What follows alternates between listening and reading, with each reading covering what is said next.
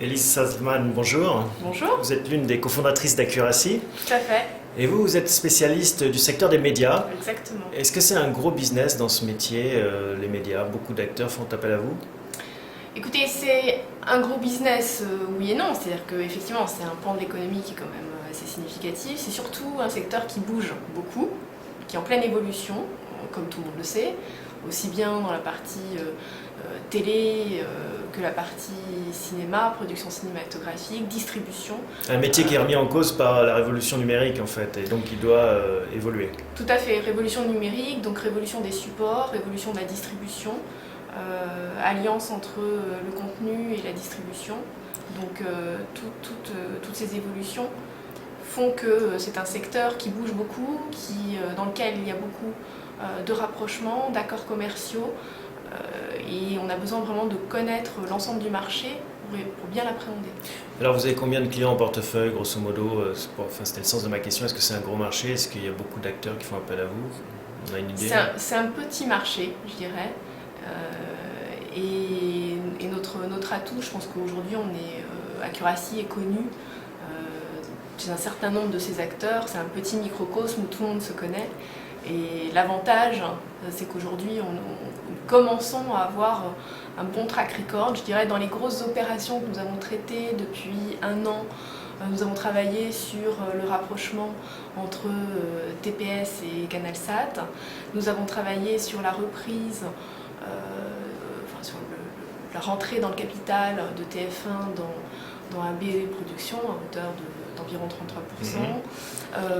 On va revenir là-dessus, mais pourquoi est-ce que en fait, les médias nécessitent une expertise particulière dans votre métier d'évaluation financière finalement? Déjà parce que du point de vue strictement, je dirais, comptable, la présentation des comptes n'est pas du tout une présentation de comptes classiques, pour la simple et bonne raison que si je parle de la production cinématographique par exemple ou de la production de télé, cette production va s'étaler sur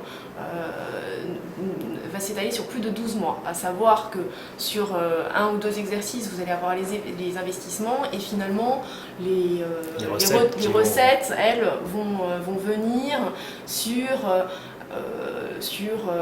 de 1 à 5 ans, voire 10 ans après l'investissement. Donc la lecture des états financiers en direct ne permet pas d'appréhender la véritable rentabilité on est plus dans le flux que dans le stock en fait. Et donc, on est dans les deux. Non, on est soit dans le flux, soit dans le stock, avec effectivement des groupes qui sont sur les deux segments d'activité. Donc il faut absolument avoir une lecture, une connaissance du secteur et des normes comptables et de l'appréhension, de la connaissance des pratiques financières pour pouvoir analyser ces sociétés-là. Est-ce que c'est un monde encore un peu de saltimbanque ou est-ce qu'il y a vraiment un grand professionnalisme aussi? Ça a vraiment changé? C'est juste une image reçue?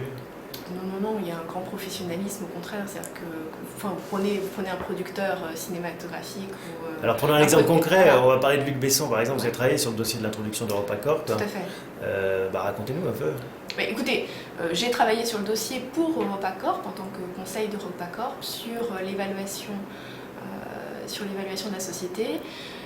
Et notamment en tant qu'expert indépendant et notamment en tant qu'évaluateur du catalogue de films de Luc Besson. Donc ça veut dire que c'est une évaluation de chaque film sur des films qui sont déjà sortis en salle. Est-ce qu'il y a un travail aussi artistique? Est-ce qu'il y a une évaluation artistique? Il y a une part, faut voir les films par exemple pour connaître. Oui, bien sûr, il faut voir les films, mais nous, notre intervention est très objective. C'est une connaissance des prix du marché. Donc elle essaye, hein, tant que faire se peut, de surtout pas être subjective. Donc c'est une connaissance des prix du marché, connaissance commerciale, connaissance financière, qui nous permet marché de la vidéo, marché télé, marché des ventes internationales, qui nous permet avec la société de prévoir les recettes futures et de chaque film en fonction de sa période de commercialisation et d'évaluer les droits qui sont attachés à ce film, aussi bien les droits de producteurs que les droits d'éditeurs et de distributeurs. Et le fait que justement la révolution numérique dont on parlait modifie pas mal l'environnement économique, avec le piratage, la gratuité. Est-ce que ça aussi c'est quelque chose qu'il faut prendre en compte? Écoutez, on le prend en compte mécaniquement à partir du moment où vous prenez en compte l'évolution des ventes que sur le marché et qu'on regarde l'évolution, le potentiel de vente sur le marché sur les dernières années, qu'on essaye d'établir une projection sur le futur, automatiquement on va prendre en compte cet effet piratage. Dernière question, est-ce que c'est facile ou c'est agréable, j'imagine, quand on est plutôt dans l'univers comptable, de travailler avec des stars, des paillettes du showbiz? Oui, bien sûr, bien sûr. Enfin, bon, même ça si, fait partie de l'intérêt du métier? Ça fait partie de l'intérêt du métier, bien sûr. C'est-à-dire qu'on les voit concrètement, enfin vous les rencontrez? Écoutez, on ne travaille pas avec les acteurs des films, on est bien d'accord. Nous travaillons avec les producteurs qui sont des financiers finalement. Merci Elise Salzman, à bientôt. À bientôt.